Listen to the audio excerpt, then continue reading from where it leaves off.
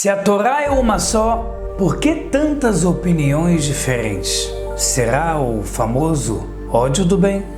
Por que rabinos falam opiniões tão distintas? Será que existe algo que é humano entre os rabinos? Ou será que é alguma coisa com a própria Torá? Hoje a gente vai falar sobre a guerra de opiniões entre rabinos. E até que ponto isso é saudável? E até que ponto nós estamos discutindo sobre algo divino ou sobre questões humanas, falhas humanas. Então bora, porque a partir de agora a gente vai estudar esse tema super interessante. Vamos estudar a Torá. Pessoal, anotei alguns pontos aqui para discutir com vocês, que é o seguinte. Primeira coisa, a gente sabe que Hashem, ele desde a criação do mundo e através do primeiro homem e a primeira mulher, Adão e Eva, Hashem foi oralmente constituindo o que viria a ser na época de Moisés, a Torá, que foi entregue no Monte Sinai. Então veio para Adão, começou a falar regras e leis, depois veio para Noé, foi ficando mais claro, animais puros e impuros. Ainda não tinha Torá. O que é animais puros e impuros? Animal kasher, propício, não propício. Depois veio Abraão, Israel, um Deus, Isaac, profecias, Israel, profecias sobre a escravidão, Yaakov, Jacó, José, príncipe do Egito, Moisés. Então a Torá foi sendo passada aos poucos oralmente, o que ainda não era uma obrigatoriedade para o mundo, e depois veio como responsabilidade para o povo de Israel no Monte Sinai.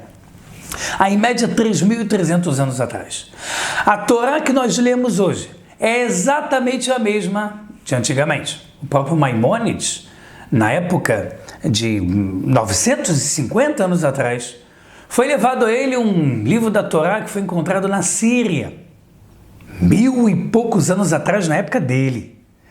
E era a mesma Torá com as mesmas letras que a gente lê hoje. O povo de Israel é extremamente minucioso com isso. Um documento dado por Hashem não pode ser perdido em uma vírgula, entre aspas, já que não tem vírgula no hebraico, não pode ser perdido em nenhum detalhe. A Torá é a mesma, foi a mesma e sempre será a mesma. Até porque muitos dos mandamentos estão escritos de forma explícita na Torá, que são para todo sempre. Como, por exemplo, a circuncisão. Leolam, para todo sempre, para todas as gerações. Não existe até certo local. Não existe depois virar uma nova aliança. Nada disso. Existe para sempre. Aliás, quando se fala nova aliança, é um mundo diferente quando chegar Messias. É muito interessante que, mesmo a Torá sendo igual, a gente percebe que existem costumes diferentes. E aí a gente tem que tocar na ferida. Até que ponto isso é saudável? Quando um rabino fala num vídeo como aqui, no nosso canal, uma opinião A, e você assiste outro rabino falando em inglês, espanhol, português, hebraico, uma opinião B, até que ponto isso não gera uma falta de fé? Um embate, um confronto de opiniões, dando a entender que Hashem deu opiniões diferentes, talvez que a Torá não é perfeita. O que a gente precisa compreender é uma frase que a Kabbalah diz: para a Torá existem 70 facetas. Significa que a Torá sempre será a mesma. Porém, os moldes para chegar até lá, o trabalho manual até a gente chegar nessa verdade completa, o tempo que cada um demora, o nível de sabedoria, os percursos e percalços que cada ser humano vai seguir até chegar lá são completamente diferentes. Ao longo dos milhares de anos que nós passamos em lugares como Egito, Síria, Líbano, ou em Ashkenaz, lugares da Europa, costumes da qual a lei judaica da Torá não determinou se havia diferença fazer do jeito A ou B, que ficou, digamos, em aberto, porque Hashem já sabia que o povo ia se difundir, ia se espalhar pelos 4 cantos do mundo, e que cada local tinha uma facilidade diferente. Por exemplo, o lulav, a planta da palmeira fechada, uma das 4 espécies que a gente usa na festa das cabanas, Sukkot. Nos locais áridos, é mais comum a gente achar a planta da palmeira fechada com a casca, seco. E esse é considerado o ideal para o nosso costume sefaradi. Por outro lado, para o Ashkenazim, uma pessoa que vive na Europa, o lindo e maravilhoso é uma planta da palmeira que já está semi-aberta e quando ele balança faz como se fosse um pente. Uau! E é lindo realmente. Ué, Se um sefaradi vivesse na Europa, como é que ele ia conseguir fazer de acordo com a sua opinião? Ia ser mais difícil. Mais ainda ia ser difícil, nós que nasci num lugar muito árido, encontrar uma palmeira verde aberta como um pente. Isso significa que as facetas, elas não são coisas diferentes. Elas são formas, apenas nos pequenos detalhes da lei, para chegar na mesma coisa. Ok, Rabino, isso aí eu entendi. Mas quando eu entro no seu canal, e canal de outros rabinos ou professores, às vezes explicações da Torá, de uma passagem ou de um versículo, opiniões diferentes. E aí, como é que a gente entende isso? Para essa pergunta, e também para a famosa pergunta de como compreender opiniões distintas de qualquer parte da Torá, o Gaon de Vilna, o Rabino Eliyahu de Vilna do século XVIII, nos traz uma resposta muito interessante. Ele fala que quando Deus deu a Torá para Moisés no Monte Sinai, desde o que era da criação do mundo, estava escrito na Torá, até o momento de Moisés, já estava tudo separado em texto, frases, palavras, tudo certinho. Desde Moisés para frente, estava tudo em forma de letras em conjunto. Não tinha palavras separadas uma das outras. É como se você pegasse um texto de um livro e, blum, colasse todas as letras. Não tem diferença de frase, parágrafo, palavra, nada. Tudo junto. O Gaon da Vilna diz que, de acordo com a escolha do ser humano e com os acontecimentos no deserto, por exemplo, a Torá foi milagrosamente se separando em palavras e frases. Por quê? Porque dessa forma você não acaba com o livre-arbítrio. Porque se Moisés recebesse a Torá no Monte Sinai já toda completa, ele leria o que ia acontecer no ano seguinte, leria o que ia acontecer, que ele não entraria em Israel, ele leria tudo do futuro.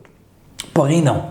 Hashem deixou de tal forma que, de acordo com a escolha humana, os acontecimentos iriam mudando. O que o Gaon de Vilna está explicando aqui num nível mais profundo? A Torá é a mesma, mas os acontecimentos da qual a gente vai escolhendo para desenvolver a nossa sabedoria, os nossos mandamentos para chegar na verdade, podem ser diferentes. Quando o Rabino diz um detalhe, como o costume sefaradi, que é mais de acordo com a Kabbalah, que a pessoa bota o tefilim, o famoso fita preta, o judeu bota o filactérios, ele bota sentado. O ashkenazi bota em pé. Contradição. Não. O sefaradi bota sentado porque, de acordo com a Kabbalah, ele tem mais concentração quando ele faz algo sentado. Para o ashkenazi, que é uma explicação linda e lógica, quando ele faz em pé, ele está dando mais respeito. Uau! Ambos trazendo lógicas diferentes para servir ao mesmo Deus, ao mesmo mandamento. Tal costume diz que ele vai fazer essa reza em pé, tal costume diz que ele vai fazer essa reza sentada. Em Pessah, na Páscoa judaica, tem costumes que fecham mais as cercas, ou seja, colocam mais cercas em volta do pecado, porque tal lugar, quando se comprava açúcar a granel, acabava que tinha trigo. E trigo, qualquer líquido, fica fermentado e é proibido na Páscoa judaica. Já em outros países não tinha esse problema, então rabinos não proibiram açúcar a granel. Tudo de acordo com a necessidade e o momento.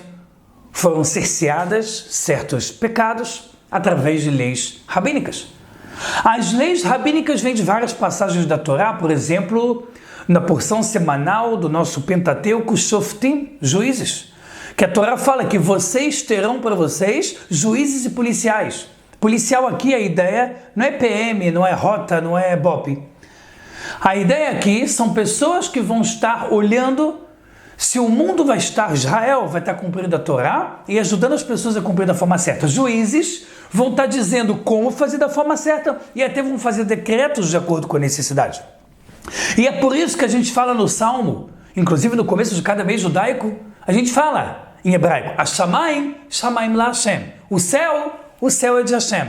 A terra Hashem deu para o ser humano. Por que Hashem deu a terra para o ser humano?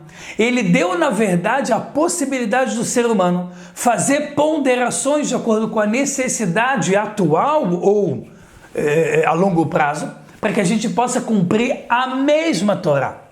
A mesma Torá. Beleza, Rabino Eliyahu, essa parte também entendi. Mas por que quando Adão estava lá com Eva, tem rabino que fala que o pecado foi dessa forma e outro rabino fala que foi de outra forma? Alguém tem que estar certo, alguém tem que estar errado. E agora, Rabino Elial, como você responde isso? Simples até não poder mais. A nossa Torá é explicada em 4 níveis, chamado pomar, em hebraico pardes. Pomar, representado por 4 letras. P representa pshat, o nível literal do que você está lendo. Como 2 e 2 são 4, como uma criança de 5 anos, o que eu estou lendo é. No outro nível, que é a segunda letra da palavra pomar em hebraico, nós temos remez, que significa sinais. Conexões, ou seja, existem sinais, pequenos códigos de compreensão, de associação, comparação entre partes diferentes da Torá, de sábios, para poder entender mais a fundo aquele versículo. Existe em seguida drash. Drash é uma interpretação bem mais profunda. A Smarta, ele está se baseando no que está escrito no profeta. Ele está olhando tal, às vezes até numerologia. E por último, você tem da última letra da palavra pomar em hebraico, Sod, o segredo. Que aí a gente já pega o Zohar, o livro fundamental da Kabbalah, o que ele fala mais a fundo ali. Significa que tem várias passagens do Pentateuco, da Bíblia judaica, da Torá, que você vê uma passagem e existem diferentes respostas, explicações para a mesma passagem. No aspecto físico e literal, Jacó, quando depois de 22 anos voltando da casa de Lavan, está escrito que ele se prostrou 7 vezes para Hashem, para dessa forma espiritualmente quebrar as forças negativas, e foi lá e deu um abraço em Esaú. E que Esaú a princípio queria matar ele, mas se apiedou. No nível do Midrash, que é o nível mais profundo, está escrito que ele até tentou matar ele, com ódio, com a mordida. Mas o pescoço de Jacó ficou como se fosse um pescoço duro, como se fosse de ferro. Contradição? Não, realmente ele se apiedou. Mas a partir o que fez realmente ele se apiedar é ver a força de Jacó. Quando ele foi abraçar Jacó e ele viu tudo que ele tinha, logo como Deus estava com ele, Hashem estava com ele, aquilo deu um chega para lá. Então, quando numa explicação está escrito literal, outro lado o pescoço dele ficou como ferro, aqui não é uma contradição. Ambos estão fazendo parte do mesmo cenário, explicados de facetas diferentes. E isso é só o começo. O Cântico dos Cânticos do rei Salomão é dito que existem 3.000 explicações para cada versículo. Um não vem contradizer o outro, um vem completar o outro. E assim aconteceu nas 12 tribos. Cada uma das 12 tribos tinha um costume diferente. Hoje em dia, Ashkenazi, Sefaradi, Yemenita, Marroquino. Cada um com um costume um pouco distinto, mas no final das contas para servir o mesmo Deus, com a mesma Torá, com o mesmo propósito e na prática os mesmos mandamentos. Ou seja, um ponto também que eu anotei aqui para vocês é que a nossa conclusão é que nós temos algo que é incrível, que é a Torá. A Torá é antiga e a Torá é nova. A Torá é atual. A Torá é completa. A Torá está acima do tempo e do espaço, porque foi Deus que deu, e Deus não está limitado ao tempo e espaço. A Torá é para sempre, como está escrito em vários versículos no Pentateuco, no profeta Josué e em outros profetas. Essa Torá que eu vos dou hoje é para o seu filho, filho de seus filhos, para o filho do filho de seus filhos, para todo sempre. Como foi falado para Josué. A Torá é para sempre e ela é perfeita, mas as facetas, as explicações, a sabedoria, o tempo e o percurso, os percalços que cada ser humano tem para chegar até essa verdade absoluta são completamente distintos. Espero que essa aula tenha respondido todas ou pelo menos parte das tuas dúvidas sobre o tema. Você que gosta de aulas como essa, aproveita para curtir esse vídeo, compartilhar, ativa o sininho, se inscreve no canal, dá força para a gente chegar cada vez em mais pessoas. Nós éramos há alguns anos atrás 20 pessoas, 50 pessoas no canal, hoje nós estamos aí em quase 140 mil pessoas só no YouTube. Aproveite para entrar no toracomvocê.com. Lá a gente tem um clube de assinatura estilo como se fosse um Netflix, que você assina mensal. A gente chama isso do nosso Torá com você mais. Lá você tem 2 tipos de plano, um com todos os cursos de Torá que a gente coloca e outro, além dos cursos de Torá, também o curso de hebraico completo, desde a alfabetização até a conversação. A gente vai colocando cursos novos. Tem mais um curso novo chegando também agora. Eu espero que você aproveite para se aprofundar cada vez mais nos estudos judaicos. Que Hashem abençoe todos vocês, vai Torá e até a próxima!